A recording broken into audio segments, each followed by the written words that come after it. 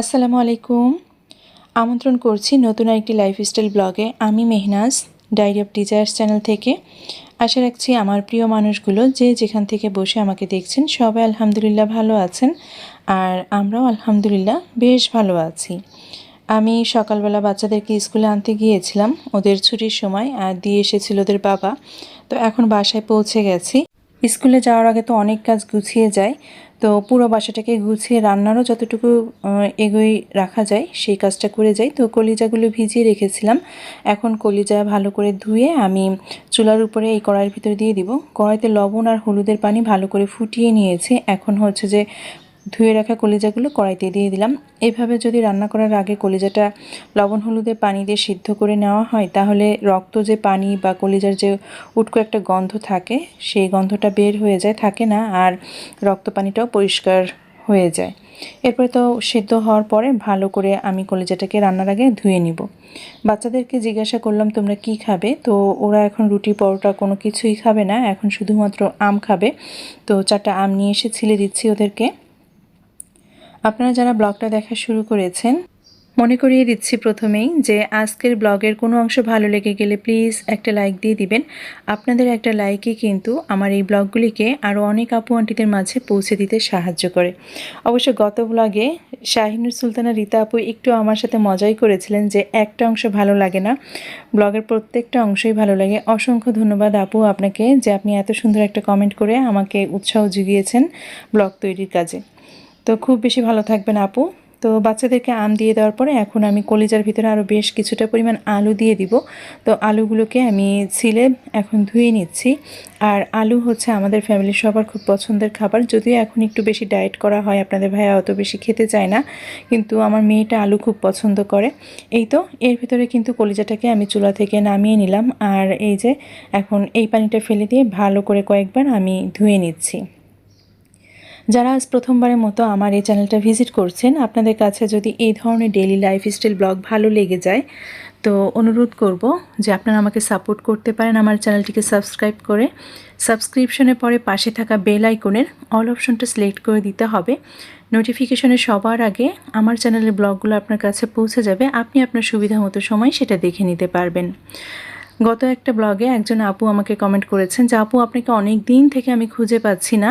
তো আপু, শুধু আপনি না, আমার যে সমস্ত প্রিয় আপুরা আছে অনেক আপুরাই আমাকে এখন খুঁজে পাচ্ছেন না বা মিস করছেন। তো সেই সব আপুদের উদ্দেশ্যে আমি বলছি যে আপনারা যদি চ্যানেলটি সাবস্ক্রাইব করে 3টা অপশন থাকে, ওখানে অল অপশনটা সিলেক্ট করে রাখবেন, তাহলে কিন্তু আর কখনো হারানোর কোনো ভয় থাকে না। তো আশা করছি আমার প্রিয় আপুরা এই কাজটা করে দিয়েছেন, আর যারা প্রতিনিয়ত আমাকে সাপোর্ট দিচ্ছেন আপনাদের জন্য অনেক বেশি দোয়ার ভালোবাসা রইল। কলিজাটা এখন আমি রান্না করে নিচ্ছি, আর তেলের ভেতরে পেঁয়াজ দিয়ে দিয়েছি, গোটা জিরা দিয়ে দিলাম, সাথে কিন্তু আমি এলাচ দারচিনি তেজপাতা দিয়েছি। বেশ কিছুটা লাল লাল ভাজা হওয়ার পরে এখন রেগুলার যে মশলাগুলো থাকে, আমি এখানে রসুন পেস্ট দিয়েছি, আদা পেস্ট দিয়েছি, ধনিয়া গুঁড়া দিয়েছি, বাকি অন্যান্য মশলা আমি এরপরে দিয়ে দিব। তো রান্না করতে করতে কিছু জীবনের কথা শেয়ার করি। অনেক সময় দেখা যায় যে আমাদের চারপাশে আমরা এমন কিছু মানুষের সাথে জড়িয়ে যাই, তখন কিন্তু মানুষের কথা শুনে আমরা সিদ্ধান্ত নিয়ে নিই। কিন্তু আমার কথা হচ্ছে যে মানুষের কথা শুনে সিদ্ধান্ত নেওয়ার আগে একবার অন্তত মানুষটাকে বোঝার চেষ্টা করুন। কারণ পৃথিবীতে এমন অনেক মানুষ আছে যারা নিজের স্বার্থের জন্য সত্যকে বদলে উপস্থাপন করে। কেউ কষ্টকে অতিরঞ্জিত করে সহানুভূতি পেতে চায়, আবার কেউ নিজের ভুল ঢাকতে অন্যকে দোষী বানায়। একটা গল্প বলি। বেশ অনেকটা পানির ভেতরে উট দাঁড়িয়ে আছে। উট এমনভাবে দাঁড়িয়ে আছে যে উটের গলার অর্ধেকটা পানির ভেতর পর্যন্ত ডুবে আছে, আর বাকি অর্ধেক গলা সহ মাথাটা বাইরে আছে। আর পানির উপরে ছিল ছোট্ট একটা প্রাণী, নাম হচ্ছে তার ভেড়া। তো ভেড়াটা উটকে জিজ্ঞাসা করছে যে পানি কতটুকু আছে এখানে। উট উত্তর দিচ্ছে যে বেশি না, গলা পর্যন্ত। তো এই দৃশ্য যখন চোখে ভাসবে তখন কিন্তু এখানে দারুণ একটা শিক্ষা রয়েছে। ভেড়াটি ভাবছে যে উটটি কিন্তু ডুবে যাচ্ছে, কিন্তু বাস্তবে উটের জন্য সেটি ছিল কিন্তু স্বাভাবিক গভীরতা। তো সব পরিস্থিতিতে আসলে সবার জন্য এক রকম নয়, যা একজনের জন্য বিপদ তা আরেকজনের জন্য সামান্য পরীক্ষা মাত্র। তো সব কথা বিশ্বাস করার আগে কথাটা কে বলছে সেটা যাচাই করা উচিত। কারণটা হচ্ছে যে মানুষের কান্না, অভিযোগ কিংবা ভয় সব কিছু শুনেই বিশ্বাস করে ফেলা উচিত নয়। প্রথমে বুঝতে হবে যে পরিস্থিতিটা আসলে কতটা সত্য আর কতটা অভিনয়। জীবনে শান্তিতে থাকতে হলে শুধু কথা নয়, কথার পেছনের মানুষটাকেও চিনতে শিখুন। সব কথা বিশ্বাস করার আগে কথাটা কে বলেছে সেটাও যাচাই করা উচিত। আমরা এমন সময় এমন অনেক মানুষের সাথে মিশি যে কিছু মানুষ আছে যে আপনার সত্য কথাগুলোকে পুরা মিথ্যা কথা বানিয়ে ফেলে এবং মিথ্যা কথাটাকে সত্যে প্রমাণিত করে, এবং দিন শেষে কিন্তু ওই মিথ্যাবাদীরাই কিন্তু ভালো থাকার চেষ্টা করে, অভিনয় করে। আমার জীবনে এরকম ঘটনা ঘটেছে। আমি পার্সোনালি এমন একটা মানুষ, আমি যদি অন্যায় করি কোথাও কোনো জায়গায়, আমি সেখানে 100 বার নয় 1000 বার আমি নত স্বীকার করতে রাজি আছি এবং স্বীকারই করি যেটা আমার ভুল হয়েছে। কিন্তু যেখানে আমি মিথ্যা কথা বলিনি বা আমার দ্বারা অন্যায় হয়নি, সেখানেও কিন্তু আমি আমার প্রতিবাদের কণ্ঠকে আমি দৃঢ় রাখি যে আমার দ্বারা এটা হয়নি, আমি এটা করিনি, আমি মিথ্যা কথা বলিনি। তো বললাম না যে দিন শেষে কিন্তু ওই সমস্ত অভিনয় করা মানুষটাই বেশি ভালো থাকে। তাই যে মানুষগুলো অন্যের কথা বিশ্বাস করেন বা অন্যের কথা বিশ্বাস করে একটা ডিসিশন নেন, তাদেরকে বলছি, বারবারই বলছি, কথাটা কে বলেছে সেটাও যাচাই করা উচিত। আরেকটা বিষয় যাচাই করা উচিত, সেটা হচ্ছে যে পরিস্থিতিটা কার কেমন ছিল। কারণ উটের জন্য যদি সেই পানির গভীরতা স্বাভাবিক হয়, ভেড়াটি নিশ্চয়ই পানির ভিতরে ডুবে যাবে। এটাও বোঝা উচিত যে কে কোন প্রেক্ষিতে কোন কথাটা কোনভাবে কোন সময় কোন পরিস্থিতিতে উপস্থাপন করে। তাই মানুষ বিশ্বাস করার আগে, কথাকে বিশ্বাস করার আগে তার অভিনয়কে চিনতে শিখুন, আর কথাটা কে বলেছে সেটাও যাচাই করতে শিখুন। তো যাই হোক, অনেক কথা বলে ফেলেছি। আসলে এখানে আমার কাজের আপা আসছিল, উনি ঘরটা ঝাড়ু দিয়ে মুছে নিচ্ছে আর আমি তো রান্নাবান্না করছিলাম। অ্যাজ ইউজুয়াল উনি কাজ করার ভেতরে কিন্তু আমি ওনাকে অনেক কাজে হেল্প করি। তো রান্নাবান্নার সাথে কিন্তু আমি এখানে দেখেন উনি যে ঘর মুছে দিয়েছে, আবার কিন্তু কার্পেট বা শতরঞ্জি যেটা যেখানে ছিল সেটা সেখানে বিছিয়ে দিচ্ছি। আর আকাশের ভিতরে মেঘ করেছে, খুব বাতাসও ছেড়েছে, মনে হচ্ছে যে অল্প কিছুক্ষণের মধ্যেই বৃষ্টি নামবে। এদিক থেকে কলিজা রান্না করাটাও আমি শেষ করলাম। তো নামানোর আগে আমি কয়েকটা কাঁচামরিচ দিয়েছিলাম আর হচ্ছে একটু সরিষার তেল দিলাম। সেই সাথে মাল্টিপারপাস যে মশলাটা আমি ইউজ করি সেই মশলাটা দিয়ে এখন ভালো করে নেড়ে চেড়ে তারপরে হচ্ছে আমি নামিয়ে নিব। আর এই কলিজাগুলো বা ভুঁড়ি রান্না এগুলো কিন্তু বারে বারে জালে জালে, মানে যতবারই আমি গরম করব ততবারই কিন্তু এটা আরও ভাজি ভাজি হবে, শুকনা হবে। তো এই যে দেখেন কথা বলতে বলতে কিন্তু বৃষ্টি নেমে গিয়েছে অলরেডি, আর সিস আসছিল, তাই আমি বেডরুমের জানালা, আমার বাচ্চাদের রুমের জানালা, সব জানালাগুলো আমি এক এক করে বন্ধ করে দিয়েছি। আর এখন রান্নাটা হয়ে গেছে, আমি কড়াইটা নামিয়ে নিব এখান থেকে। আপা কিন্তু কাজ করে দিয়ে অলরেডি চলে গিয়েছে। আমার রান্নাবান্না এখনও শেষ হয়নি, তো আমি কিছু পটল ভাজি করে নিব মরিচ পেঁয়াজ দিয়ে। তো এখন হচ্ছে যে আমি তেল দিয়ে লবণ হলুদ মাখানো পটলগুলো এক এক করে আমি ভেজে নিচ্ছি। প্রতিদিন ঘর সংসার রান্না বান্না সব কিছু সামলানোর মাঝেও কিন্তু বাচ্চাদেরকে সামলাতে হয়, তারপরে হচ্ছে নিজের মনকে শান্ত রাখতে হয়, নিজের মনকে অনেক কিছু বলে কন্ট্রোল করে রাখতে হয়। তো একটা বিবেকবান মানুষকে আসলে বিভিন্ন সাইড আসলে মেনটেন করে চলতে হয়। রান্নাবান্নাগুলো শেষ হয়ে গেছে আমার। তো এখন হচ্ছে যে আমি এখানে ভাত বসাবো, তো চুলাটাকে নামিয়ে নিব। আপনারা দেখতেই পাচ্ছেন আমি কিন্তু চুলার মাঝখানে যে অংশটা গরম, ওই গরম অংশটুকু বাদ দিয়ে, গোল অংশটুকু বাদ দিয়ে আমি চতুর্থ সাইডে পরিষ্কার করে নিয়ে চুলাটাকে এখন আমি নামিয়ে নিব। আর এইখানে হচ্ছে যে পরিষ্কার করে এখন আমি রাইস কুকারে ভাত বসিয়ে দিব। আমি যেহেতু 11টার দিকে বাচ্চাদেরকে স্কুল থেকে নিয়ে আসি, তো দেখা যায় যে 1টা 1:30 বাজতে বাজতে আমার বাচ্চাদেরকে ক্ষুধা লেগে যায়। তো এসে তো একটা নাস্তা দিই, আজ যেহেতু ভারী নাস্তা দেইনি, তো 2টা বাচ্চাই বলছিল যে আম্মু ক্ষুধা লেগেছে ক্ষুধা লেগেছে। আমার কিন্তু এখনও ভাতটা হয়নি, ভাত হবে তারপরে না আমি ওদেরকে খাবার দিব।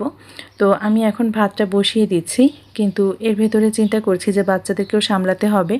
আর আমরা প্রত্যেকটা মায়েরাই কিন্তু আমাদের এই ঘর সংসারের কাজের পাশাপাশি আমরা কিন্তু স্বামী সন্তান মানে যাকে যতটা সামলে নেওয়া যায়, সামলে নিয়ে নিজের কাজকে কমপ্লিট করা যায়, আমরা কিন্তু সেভাবেই করে নেওয়ার চেষ্টা করি। তো ভাতটা বসিয়ে দিয়ে এই প্রতিদিনের যে কাজগুলো থাকে আমার টাচ আপ করা কাজটা, যে চুলাটা কিন্তু খুব বেশি নোংরা হয়নি, কিন্তু চুলাটাকে আমি একটু পরিষ্কার করে নিয়ে এখানে আমি একটু পানি বসিয়ে দিলাম, সাথে ডিটারজেন্টের পাউডার আর বেকিং সোডা দিয়ে এখন যে রুমালগুলো আজ আমি সারাদিন কাজ করেছি সেই নোংরা রুমালগুলো আমি এখানে গরম পানির ভিতরে দিয়ে দিব।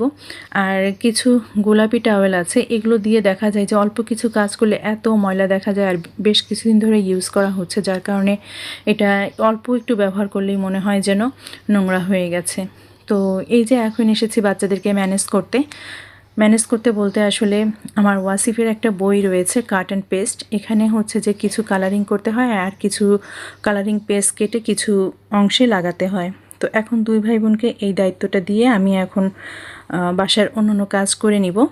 তো ওদেরকে বললাম যে আঠা দিয়ে বললাম যে এখানে রঙিন এই কাগজগুলো কেটে যেখানে যেখানে লাগাতে হবে, বই অবশ্য বলে দেওয়া আছে কোথায় কোন কাগজটা লাগাতে হবে, সেই অনুযায়ী একটা ইনস্ট্রাকশন দেওয়া আছে। তো ওইভাবেই বললাম যে দুই ভাই বোনকে একটু এই বইটা কাজ করে ফেলাও কাগজগুলো কেটে। তো ওদেরকে ব্যস্ত রেখে এখন আমি এসেছি আমার সংসারের বাকি কাজগুলো করে নিতে। তো ওইটাই বলছিলাম যে সব কিছু সামলিয়ে তারপরে নিজের কাজগুলোকে কিভাবে প্রতিদিন করি সেটাই আপনাদের মাঝে শেয়ার করছি। এছাড়া তো আমরা যে সব মানুষের সাথে চলাফেরা উঠা বসা করি তাদের সাথে যে কত রকম কত কিছু হয়ে যাচ্ছে আমাদের প্রতিদিন, সেখানেও কিন্তু নিজের মনটাকে অনেক বেশি শান্ত রাখতে হয়, নিজেকে অনেক বেশি মোটিভেট রেখে নিজের কাজকর্মে সংসারে অনেক সময় দিতে হয়। তো এই যে আমি আমার যে টাওয়ালগুলো ছিল সেগুলোকে এখন ভালো করে কেচে ধুয়ে পরিষ্কার করে নিচ্ছি। আর আমি তো আপনাদেরকে বলি, যারা রেগুলার আমাকে ফলো করেন তারা তো জানেনই যে এই টাওয়ালগুলো এমনও হয় প্রতিদিন ধুয়ে দিই, আবার এমনও হয় 2-3 দিন পর পরই ধোয়া লাগে। তো যাই হোক, মোটামুটিভাবে আমি একটু ধুয়ে এগুলোকে আমি এখন নেড়ে দিব। তবে কাজ যেহেতু শুরু করেছি আর বাচ্চারাও এখন ওই ক্রাফটিংয়ের কাজে এত বেশি মনোযোগ দিয়ে দিয়েছে, মনে হচ্ছে যে আর একটা কাজ আমি এক্সট্রা করে নিলে পারবো সময়ের ভেতরে, যেহেতু ভাতটা এখনও হয়নি, ভাত হচ্ছে। তো এই টাইলগুলো নেড়ে দিয়ে এখন হচ্ছে যে আমার বেডরুমের কর্নারে একটা আর্টিফিশিয়াল প্লান্ট রয়েছে, ইঞ্চি প্লান্ট বলে মেবি, সেটাকেও নিয়ে এসেছি। আর হচ্ছে যে আর একটা ফুলের যে স্টিক রয়েছে সেটাও নিয়ে এসেছি। একটু পানি ছিল, তো সেই পানিটার ভেতরে দিয়েই আমি এখন এগুলো পরিষ্কার করে নিচ্ছি। পানিটা খুব বেশি গরম নাই, এগুলো আনতে আনতে পানিটা বেশ খানিকটা ঠান্ডা হয়ে গেছে। আর এই আর্টিফিশিয়াল এই পাতাগুলোতেও না অনেক বেশি ময়লা পড়েছে। তো যেহেতু এগুলো কর্নারের ভিতরে থাকা হয়, মানে থাকে, খুব বেশি ব্রাশ করেও পরিষ্কার করা যাচ্ছে না, তাই ভাবলাম যে এগুলো আজ ধুয়ে পরিষ্কার করে নিই। মোটামুটিভাবে প্রতিদিনই চেষ্টা করতে হয় যে যতটুকু কাজ করে এগিয়ে রাখা যায়, বা অনেক অতিরিক্ত কাজ প্রতিদিন তো আর সব সম্ভব হয় না, যখন একটু সময় পাই তখনই কিন্তু এগুলো করে নেওয়ার চেষ্টা করি। তো এই যে আমি সুন্দর করে বেশ হাত দিয়ে একদম ডলে ডলে ময়লাগুলো পরিষ্কার করে এখন পানিতে ধুয়ে তারপরে আমি কমন যে ওয়াশরুমটা আছে সেখানে আমি পানি ঝরাতে দিয়ে দিব। পানি ঝরিয়ে গেলে তারপরে আমি নিজেই এই কর্নারগুলোতে আবার এই ফুলগুলো দিয়ে দিব। তো আপনারা যারা কাজ করেন সংসারে, একদিনে কিন্তু সব কাজ করতে যাবেন না, কারণ সংসারের কাজগুলো কিন্তু আমাদের প্রতিদিনই রুটিন মাফিক করতে হয়। যেমন রান্নাটা রুটিন মাফিক করতে হয়, বাচ্চাদের খাওয়ানো, গোসল করানো, পড়ালেখা করানো, কিছু কাজ আছে রেগুলার ডে টু ডে করতে হয়। আর এই কাজগুলো হচ্ছে যে অ্যাডভান্স কিছু কাজ, অতিরিক্ত কিছু কাজ সংসারে, এগুলো কিন্তু 15 দিনে একবার, মাসে একবার বা 2 মাসে একবার করলেও কিন্তু চলে। তো সে কথাই বলছি যে এগুলো কিন্তু ডেলি লাইফের অংশ না, বা ডেলি লাইফের পার্ট না। তো যাই হোক, এরপরে আমি গোসল করে এসেছিলাম। আর এই হচ্ছে পটল ভাজি, আমি ভাত খেতে বসেছি, কলিজাটাকেও আমি উঠিয়ে নিয়ে এসেছি। আমার সুভাকে ভাত দিয়েছিলাম, তো সুভা খাবে না বলছে। এরপরে কিন্তু আমি খেয়ে 2টা বাচ্চাকে ভাত মাখিয়ে দিয়ে তারপরে খাইয়েছিলাম। আর আপনাদের সাথেও শেয়ার করছি যে 2টা বাচ্চা এত মনোযোগ দিয়ে ক্রাফটিংটা করেছে। বিশেষ করে সুভা অনেক বেশি ক্রাফটিং করতে পছন্দ করে। ও সারাক্ষণই, যতক্ষণ ও একা একা থাকে বা অনেক সময় ওরা কার্টুন দেখে, আর বেশিরভাগ সময় হচ্ছে 2 ভাই বোন ক্রাফটিংয়ের কাজগুলো করে, প্রচুর জিনিস বানায় সে হাতে। তো এই যে কয়েকটা পৃষ্ঠা বাদ রেখেছে কালার করতে, সেগুলো রাত্রে করিয়ে ফেলবো। আর এখন হচ্ছে যে পুরো বইটাতে যে কালারিং পেপারটা ছিল সেটা কেটে কেটে লাগিয়ে 2টা ভাই বোন এই যে কমপ্লিট করেছে। এটা অবশ্য ওয়াসিফের একটা প্রজেক্ট, অসিফ এটা মানে তার একাডেমিকের একটা পার্ট, এটা তাকে স্কুলে জমা দিতে হবে। তো এই তো সময়টাকে ওরা কাজে লাগিয়েছে। আর আমারও ওদের বেশি ঘ্যান ঘ্যান শুনতে হয়নি যে আম্মু ক্ষুধা লেগেছে, ভাত দাও ভাত দাও। তো এইভাবেই করে বাচ্চাদেরকে ম্যানেজ করি আমি একটু টেকনিকে। আর এখন বিকালবেলা আমি নিজের জন্য একটু মশলা চা করে নিয়েছি, চিনি ছাড়া, আর একটা বাখরখানি নিয়েছি। এই ছিল আমার আজকের ব্লগটা। চা খেতে খেতে আপনাদের কাছ থেকে বিদায় নিব। আজকের ব্লগের কোথাও কোনো অংশ ভালো লেগে গেলে কমেন্ট বক্সে অবশ্যই আমাকে কমেন্ট করে জানাতে পারেন। আর আপনাদের একটা কমেন্টই কিন্তু আমার পরবর্তী দিনের ব্লগ তৈরিতে অনেক বেশি অনুপ্রেরণা যোগায়। ভালো থাকবেন সবাই, দেখা হবে, কথা হবে নেক্সট ব্লগে। আল্লাহ হাফেজ, আসসালামু আলাইকুম।